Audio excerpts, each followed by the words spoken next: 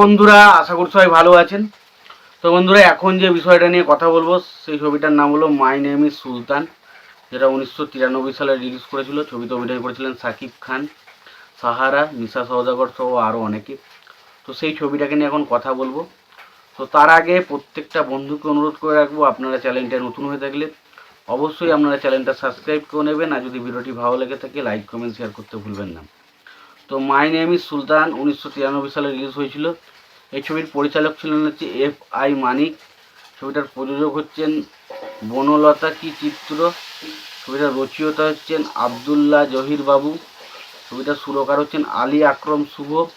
ছবিটিতে অভিনয় করেছেন সাকিব খান, সাহারা, মিশা সওদাগর, রিনা খান, প্রবীর মিত্র এবং কাজী হায়াত। তো এই ছবিটাকে নিয়ে এখন কথা বলবো।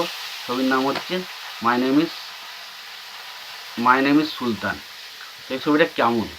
দেখুন, এটা পুরোপুরি একটা রাজনৈতিক প্রেক্ষাপটের উপর তৈরি করা ছবি, যেখানে অ্যাকশনটার উপর বেশি ফোকাস রাখা হয়েছে এবং আমরা দেখতে পাই যে মিশা সওদাগরের ক্যারেক্টারটা, সে একজন ধূর্ত রাজনীতিবিদ এবং সে বিভিন্ন রকম ষড়যন্ত্র করে বস্তি থেকে থাকা মানুষদের ওপর অত্যাচার করতে থাকে এবং বিভিন্ন গরিব মানুষদের ওপর বিভিন্ন রকমভাবে অত্যাচার করতে থাকে।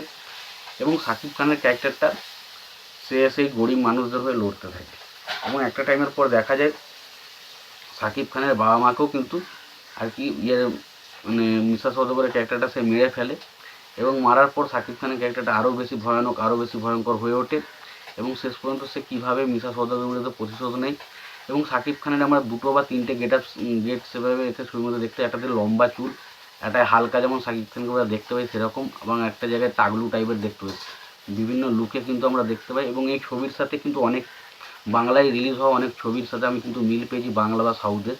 আর একটা সাউথের একটা ছবি রয়েছে কাসাম পায়দা কারণে বলে একটা ছবি রয়েছে, দেখবেন সেখানে একটা সিন রয়েছিল যেখানে তার ভাই পুলিশ কিন্তু কাজ করে একটা ভিলেনদের হয়ে, এবং তার ভাইকে ফাঁসানোর জন্য তার ভাই যখন গাড়ির মধ্যে একটা মহিলাকে নিয়ে ওঠে তখন সেই গাড়িটাকে পুরো ট্রেনে করে উপরে তুলে দেবে। তার পরবর্তী সময় সবাই সেই জিনিসটা দেখতে পায় এবং সেই জিনিসটা সবাইকার সামনে জানাজানি হয়, সেই জিনিসটা কিন্তু আমরা লক্ষ্য করতে পারি।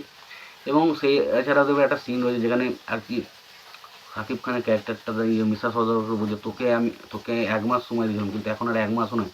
ওই যে জায়গাটা দেখবেন মিঠুন চক্রবর্তীর একটা সিনেমা আছে গুরু বলে, একটা সিনেমার নাম আছে, এখানে কৌশিক ব্যানার্জিকে মিঠুন চক্রবর্তী সেমভাবে ডায়লগটা কিন্তু দিচ্ছে।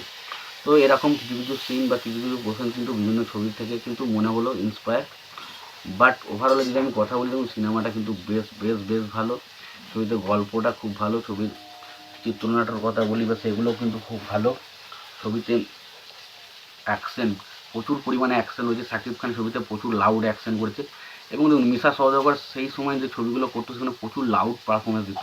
এবং এখানে হিরো এবং মানে খলনায়ক যাকে বলে মিশা সওদাগর, দুজনেই কিন্তু প্রচণ্ড লাউড পারফরমেন্স দিয়ে কিন্তু পারফরমেন্সটা দেখতে বেশ ভালো লাগে।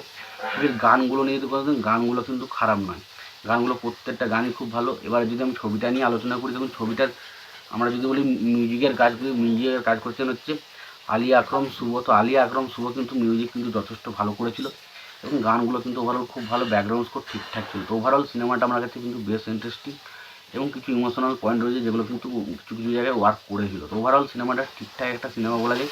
তোমাদের সিনেমাটা কেমন লেগেছে জানিও। তোমাদের যদি ভিডিওটি ভালো লেগে থাকে লাইক কমেন্ট শেয়ার করে দিও। চ্যানেলটা নতুন হয়ে থাকলে অবশ্যই তোমরা চ্যানেলটা সাবস্ক্রাইব করে নিয়ে পাশে বেল আইকনটা অবশ্যই প্রেস করে দিও। ভালো থেকে সুস্থ থেকে দেখা করে দিও।